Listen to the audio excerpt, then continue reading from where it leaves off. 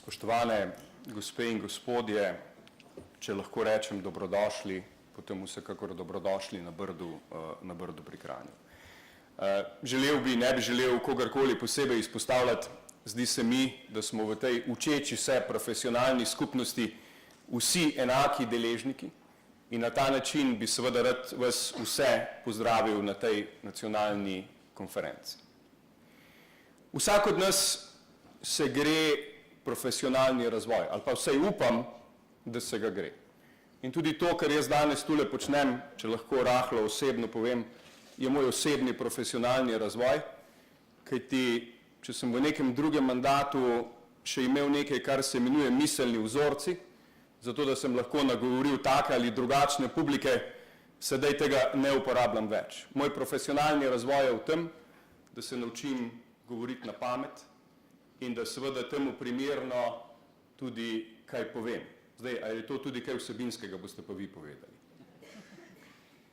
Za nas in pa za to družbo je izjemnega pomena, da je učiteljstvo, pa ne samo učiteljstvo, ampak celoten sistem, da se stalno strokovno izpopolnjuje, ter da se na ta način kot skupnost tudi nadgrajuje.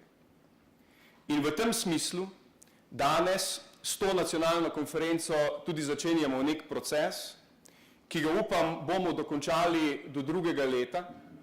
To je do takrat, ko bodo vmes objavljeni rezultati raziskave TALIS, ko bomo junija imeli preliminarne rezultate in bomo potem septembra 2019 imeli končne rezultate te raziskave.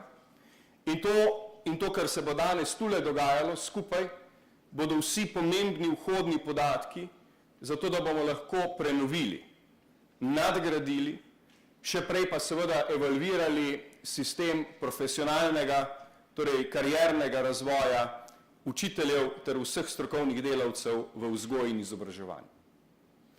Zatorej z tega mesta na nek način napovedujem, da bomo v naslednjem letu, do konca leta 2019, ta sistem na osnovi te konference, drugih dogodkov, ki bodo sledili, kot rečeno, raziskav in vsega tistega, upam tudi prenovili sistem, zato da bi lahko leto kasneje seveda štartali s tem prenovljenim sistemom.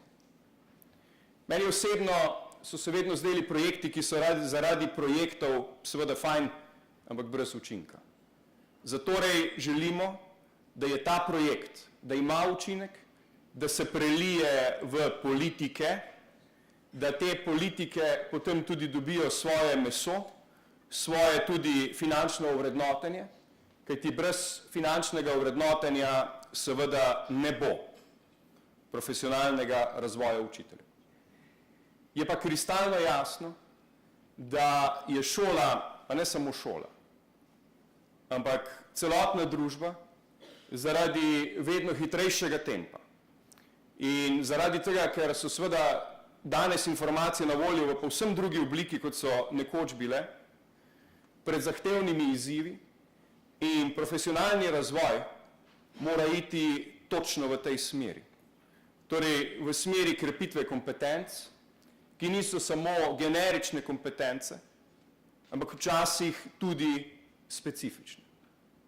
Po domače rečeno, včasih smo temu tako rekli, znanje ne sme zastareti, pa v tej družbi in v tem obilu informacij in za vsem tem, kar je danes na voljo, seveda zelo hitro stari. Ampak iz tega mesta je treba reči še nekaj. Znanje že lahko stari, ampak kako naučiti otroke in mladostnike, da bodo pa znali uporabljati to znanje, to je pa znanost in obrt, ki jo najbolje poznajo ravno učitelji. In brez učiteljev pač ne bo niti znanja, niti prenosa tega znanja. Zaradi tega je tako pomembna ta nacionalna konferenca kot štart tega procesa, da bi na koncu ob letu dobili nadgrajen sistem profesionalnega razvoja učiteljev. Tako da jaz vam želim zares uspešno delo, želim vam, da bi dobro preživeli ta dan, želim vam, da bi dejansko ostali do konca, da bi se veliko pogovarjali, kajti to je edini način, da bomo skupaj sami sebe nadgradili, ne samo v smislu kvalitete in kvantitete vsega, ampak seveda tudi odgovornosti do vsega tistega, kar vsak od nas počne. Hvala lepa.